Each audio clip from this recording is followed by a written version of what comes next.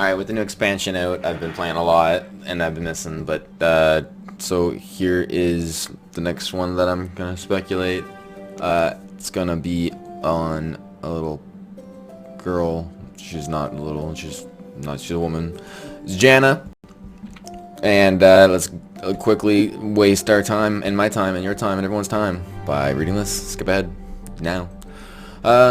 Since ancient times, there have been those who prayed to the winds, for sailors seeking good weather, to the downtrodden calling on the winds of change.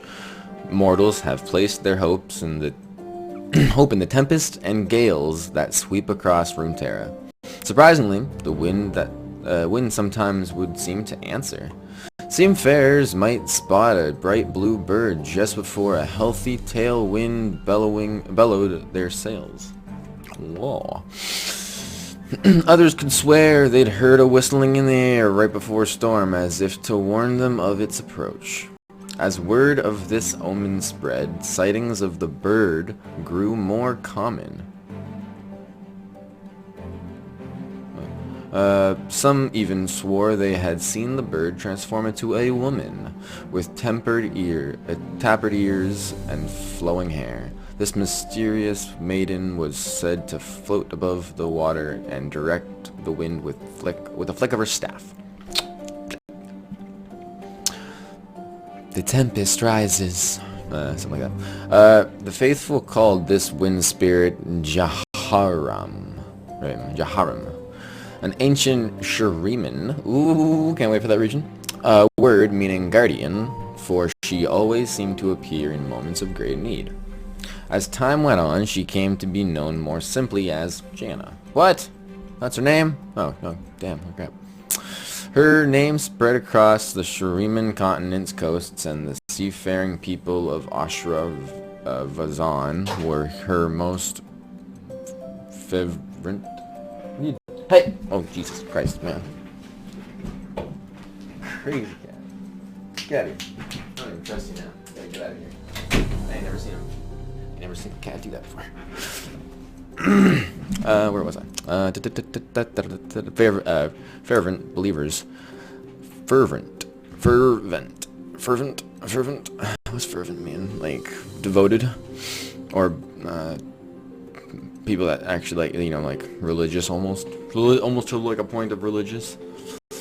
They depended on calm seas for the trade ships that traveled through their city's ports. Statues and shrines, yep, raised in gratitude for Janna's benevolence.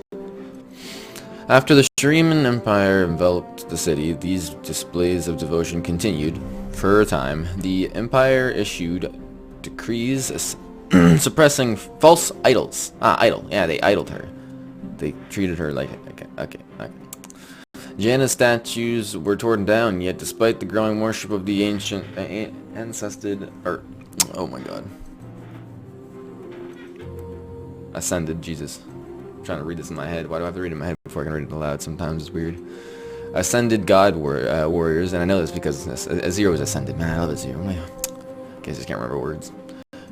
Many still offered quiet prayers to Janna for what could god warriors do to protect ships from storms. These mortals often wore amulets with the image of a bluebird, smaller, more personal tokens in Janna's favor. Through all this, Janna continued to aid the vulnerable, who, oh, look at that new keyword in yeah, anyways, protects them, who called upon her in a region rife with upheaval. She remained constant. Those with an eye toward history might appreciate the irony of winds of change being the only thing that did not. After the great empire fell, once verdant lands became a desert as the remaining ascended brought war and chaos, yet Janna shielded the city, now known as Zon, from the turmoil. Whatever. Over the centuries, Janna watched as Zon's ambitions grew while the city was still a robust trade port. Its denizens aspired for more. They dreamed of cutting a canal through the isthmus on which they lived. Isthmus? Jeez. Opening a path that would unite the cities surrounding Valorant and Shrima. The city ports poured great effort, wealth, and time into the construction. Prayers to Janna, wands as mortals dreamed, focused on mortal mechanics. I hate my life. However, the canal's excavation made great portions of Zon unstable. On one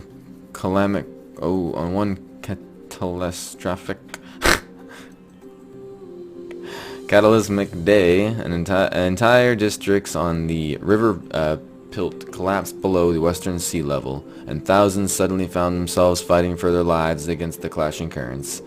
As these unfortunate souls faced their doom, they prayed for salvation. They called out the name of their ancient protector, Janna. Though these mortals had seemingly forgot her until now, Janna did not hesitate to help them. An immense gale swept over the city as she took her corporeal form. Impossible walls of air held floating waters at bay as people fled the drowning ruins of their homes. Ferocious gusts of wind cut through the suffocating smoke from fires caused by the destruction. Yet while she saved many, thousands still perished that day. But all who survived witnessed Janna's benevolence. Never again would the city's people forget their savior. To this day, through the rise of Piltover and the ongoing struggles of modern Zon, Janna's faithful wear bluebird medallions, holy crap, and show reverence to the winds. And through it all, Janna stands steadfast by the humble and the meek. Zonites all know that whether they fight for breath amid the toxic clouds of Zon Grey, stand against the brutality of violent chum barons, or shut off other threats, Janna will not abandon them. Alright, that was hard. That was horrible. There's a lot of words in there that I don't read. But anyways, okay. Alright, so here's my take on what Janna would be. It's super simple. This one's, I didn't even bother putting examples because I can just explain it and I won't forget how to explain it because it's literally right all there. Janna, 3 mana. Power, 0. Level up 1. Health, 4. Level up 5. During battle, you give an ally barrier. Or, specific to her, so far at least, you give the Nexus, your ally, your Nexus. Yeah, you give the enemy Nexus barrier. You give your Nexus the barrier, a barrier. Stopping, potentially, 1 damage. But if they've placed like a shitty 1 damage unit in the starting, then you're only taking 1 damage less. And that's just no good. But in certain times, it could be super good for putting a barrier on your Nexus. She doesn't have to be in battle. She can still be in the back line when you do this too. So that's a little bit different from Shen. And also the requirement is specifically her barriering allies and also 5. So really high. It's super difficult to do it, but you also don't have to put her in battle. Remember, you don't have to worry about any of that. So during battle, give an ally or Nexus barrier still. Nothing's changed there. But on top of that now, if she takes damage during battle, honestly, I don't even know why I put during combat. Like, she can just any damage at all. If she takes damage and survives, you recall all the enemies. Oh wait, enemy combat. Yeah, combat damage. Okay, I see why I said combat now.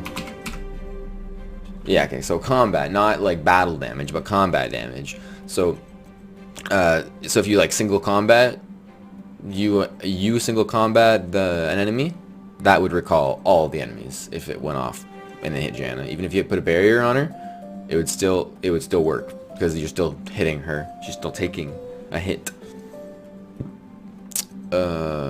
Anyways, So yeah, and all I have left to explain is her spell. During battle, recall an ally to recall an enemy. That's all it is. Boom, done. And it's only during battle, I guess. I don't know why I said that. I would just recall. Just boom. Recall an ally to recall an enemy. Anytime, fast, done. So you could potential that's okay. Now I see why. Okay. Wait, no, because it wouldn't even matter anyways. That should be a 5. That should be a 5 mana. Because you can literally recall an ally to recall an enemy. You could potentially block 2 things. You would. I don't know why I'm like saying here. You can't even see nothing. But you would recall one of their people, stopping that damage. Put your ally in front of one of theirs and recall your ally. So yeah, it's definitely 5 mana worth. And done. Here we go. I kind of tweaked it as we went along here, but this is how simple it is. If it doesn't sound very simple, if they attack you, and there is a 8 power and then a 5, the first 8 is negated. It doesn't do anything, and then the 5 goes through, and you take 5 damage to your nexus. Yeah, during battle, you like say they're about to kill you, and then you put an iron elixir, and boom, she survives. You recall them all, but you didn't have that iron elixir. You get hit, and she dies, and nope, no recalling the enemies. Or if right before the combat, that's another reason why I put combat. It's very specific. It really matters. If not, it would be broken. Right before combat, if you missed, this is examples. I'm going through it. These are important still. Mystic shot. If you Mystic shot Janna, and then and it obviously doesn't kill her because you know 4 HP or something. But then that doesn't recall them. Mystic shot wouldn't recall them. It's a spell. It's not combat. And then the battle would go off. Janna would die. No recall. So yeah, she's still not that powerful. They can still work around with some tricks, some combat tricks. Alright, and that's Janna. I will be back soon, if not tomorrow, for another one.